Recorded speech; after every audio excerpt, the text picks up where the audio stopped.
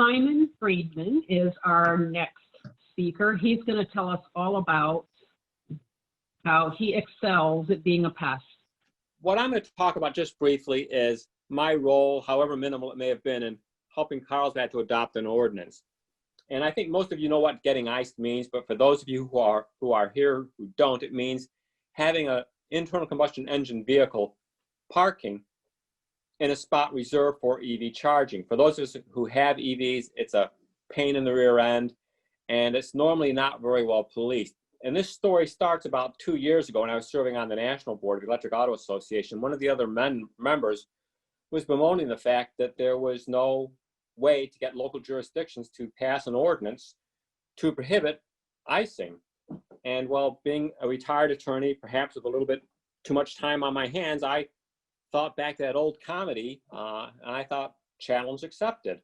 So what I did is I went and hit the books, went through various ordinances, and I, lo and behold, found, in fact, there was a way that local jurisdictions could pass an ordinance prohibiting icing in EV designated spots.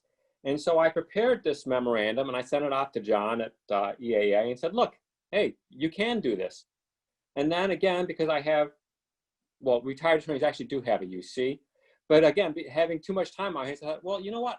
I'm a Carlsbad resident and I see this going on in Carlsbad. So, you know, I'm going to make a pest of myself in Carlsbad and see if I can't get the city to adopt an ordinance.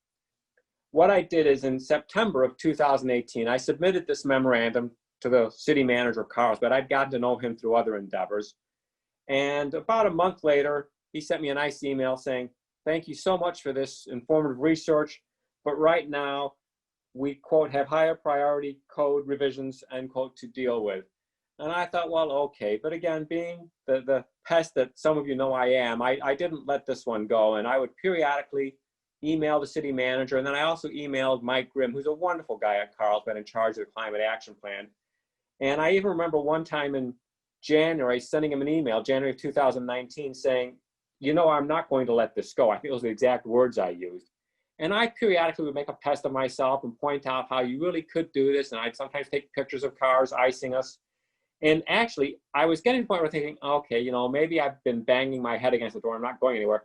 When out of the blue in July, I got an email from Mike saying, hey, by the way, Carlsbad's going to be adopting an EV ordinance. The first reading is in August.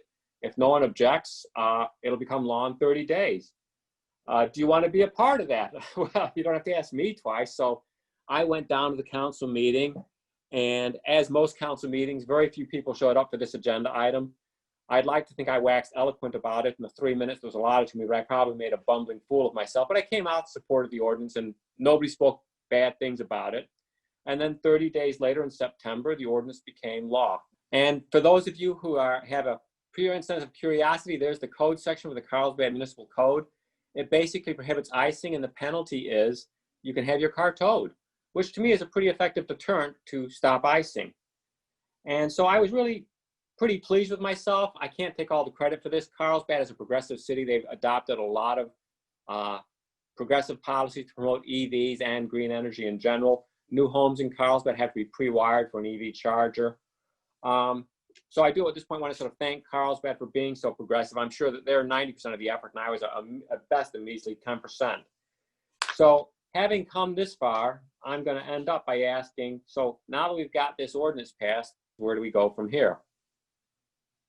So the ordinance allows vehicles to be towed, provided that there's signage installed that says, if you park here, bad things are going to happen to your car if you're an ice. Well, for whatever reasons, I noticed those signs weren't installed. So being the ever-loving pest I am, I've gone back again on another campaign to get the signs installed so that the ordinance passed last year can now be enforced. And as of today's hearing, I've been told that the signs will be going up in another week. And if you don't know me, trust me, I'll follow up on them and make sure it does in fact happen. I'd love to see other jurisdictions adopt this. So for any of you who are working with other jurisdictions, contact me. I'm happy to share with you the legal research I did and more of the minute details. I would love to see a statewide standard. So if any of you have ins with statewide legislators, let me know. I'd be happy to work on getting a statewide standard adopted. I think we need one. And the final thing I'm doing, this is my latest pest control, I've been pushing Carlsbad to implement a program where if you are a Carlsbad resident and you purchase an EV from a Carlsbad dealership, you'll get a $500 credit. We've actually already bent the ears of a couple of council members at Carlsbad, as well as my good friend Mike Grimm, about this. If any of you live in Carlsbad, if you have a chance, please voice support of this. If there are those of you in National City, which has a lot of car dealerships, I'd be happy to work with you to try and implement a similar proposal in National City. But again, the idea being to help spread the adoption of EVs. Let's get the cities to give a credit. Pasadena Water and Power, by the way, does give a credit to Pasadena residents who purchase from Pasadena dealerships. So it's been a quick whirlwind tour of the Carlsbad EV municipal ordinance. If there's any questions, I'll be happy to take them. And thank you all for your time and attention. Well, thank you, Simon. I live in Carlsbad. I will benefit from your tenacity. Thank you so much. Where does this money come from that hopefully, if they adopt it, the $500 credit? Is that coming from the city, or is that going to come from the, what would the source be? That's a great question. And when I sent the proposal to Carlsbad, there was a specific fund. I forget what it was called, but they had a fund identified to help provide assistance during COVID-19 and for other uncertainties. And it had about 11 million in it. So I said, use that fund. I proposed you give this credit to the first 1,000 people. So I'm proposing a $500,000 maximum expenditure with a fund that had 11 million in it. So I thought, well, hey, it doesn't hurt to ask. The worst that can happen is they'll tell me no. And hey, if you're a Carlsbad resident, who's your representative? You know? Keith Blackburn, the deputy mayor. Yeah. When you have a chance, let them know how you feel about this proposal to add a $500 credit. If you want, I'll send you the written material I submitted to the city of Carlsbad. Would you like me to do that? If you would, please. I am also on a personal friendship level with Matt Hall, our mayor. So I would love to help you become even a greater, more effective pest than you are. Oh, Tommy, you just volunteered yourself to be on the receiving end of these emails. You're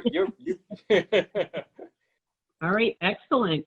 Well, thanks, Simon. And yes, good to know that being a pest can be a positive thing. Sometimes.